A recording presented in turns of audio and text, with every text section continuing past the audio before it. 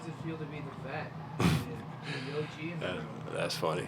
Vet, I don't look at myself as a vet. Yeah, I'm still learning. You got, actual, I guess, vet as far as time with the Bills, yeah. MVS, Mack, Curtis, all those guys. I still look at them as our vets, and as I'm trying to transition into, leading, still also following as well and learning things and picking things up from those guys who've been in the league for a while. So they're all great.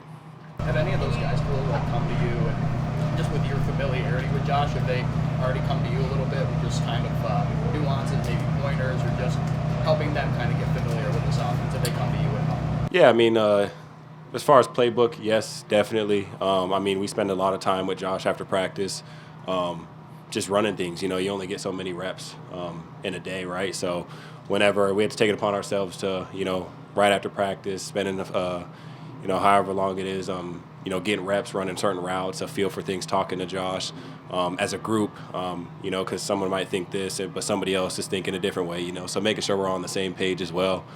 So it's always great to obviously get the reps during practice, but after practice as well, as, we're all picking each other's brains, and Josh is also, letting us know what he thinks and what he feels.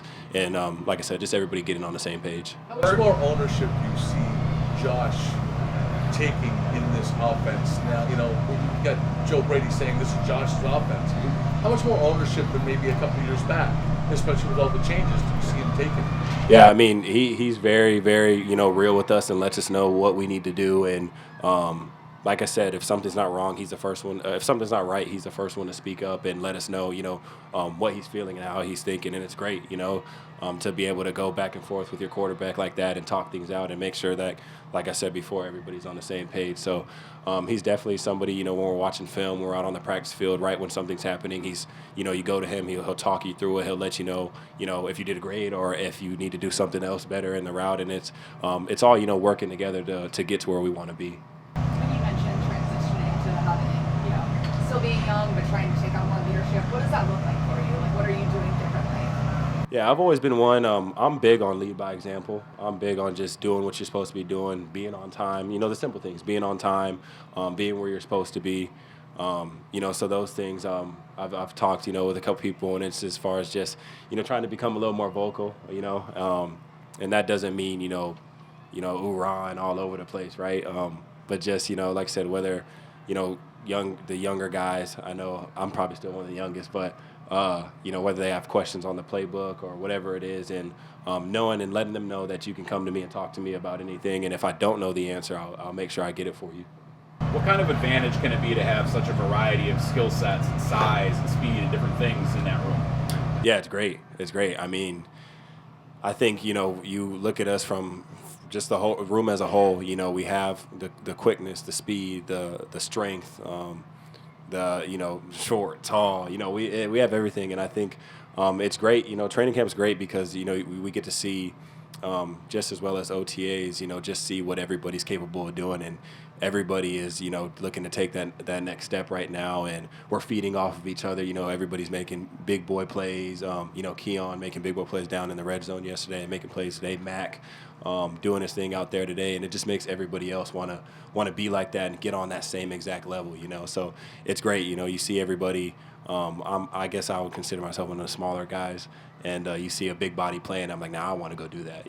So it's great having all kinds of different athletes. You mentioned Mack. What's it been like getting to know him, and did you ever think that the Bills would welcome in somebody with better hair than you?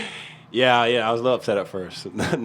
He's awesome. Obviously, does his thing. The no shoes. Letting the hair flow out. He's a very unique dude, but he's awesome. He's a great leader as well. Making sure that he's not going to tell somebody to do something that he's not doing himself. So he's somebody that's setting the standard, setting the example for everybody in the room, and he's just a great dude all around. Not only is he a great athlete on the field, but a great dude off the field to be around and pick his brain for stuff outside of football too, and just life in general. So he's awesome. A lot of guys are talking about. People are wondering how do the Bills replace Stefon Diggs? Now that you've seen what this group of receivers is like, is there less concern about replacing Stefon Diggs in some ways, knowing what you've got here? And how has your perspective maybe changed? Yeah, I mean, obviously losing Steph, it's Stefon Diggs. You know, he's a great athlete, great person, great dude to be around. You know, we have so many moving pieces now that everybody can do everything. And, you know, one moment somebody could be outside, but then the next they move into a slot and another guy comes in and replaces him on the outside, you know. So, and we're not losing a step there. You know, the guys, everybody in that room can make a play at any time when the ball's in their hands, make one guy miss, go, make multiple guys miss and go to the house. So there's a lot of playmaking ability within the room. How have you seen Curtis Samuel start to assume his role in this offense? Obviously, a pretty big day today. What's it like playing alongside a player that can do so much like him? Yeah, Curtis is awesome. He's somebody, I mean, you put him anywhere and get the ball in his hands, and special things are going to happen, you know. And but he had a big day today, and just seeing that is, you know, the way he goes about his business is very professional. When he steps on the field, he's always doing the right thing, getting open, and he's definitely somebody that I, you know, when he's on the field, if I'm on the sideline, my eyes are glued watching what he's doing, how he's seeing things, and then when he comes off, asking him like, you know, hey, you know, what were you thinking there?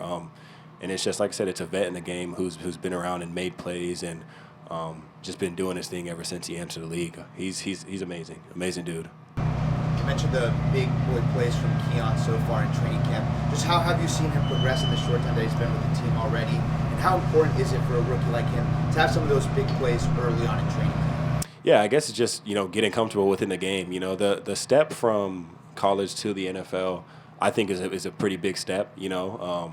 Mostly in college, you're going against guys 18 to 22. You get here, you're going against grown men with families, you know. So, you know, getting those reps in early and making those plays early and him getting comfortable within himself and within the game and getting on the same page with Josh as well is huge. And he's been doing that, so.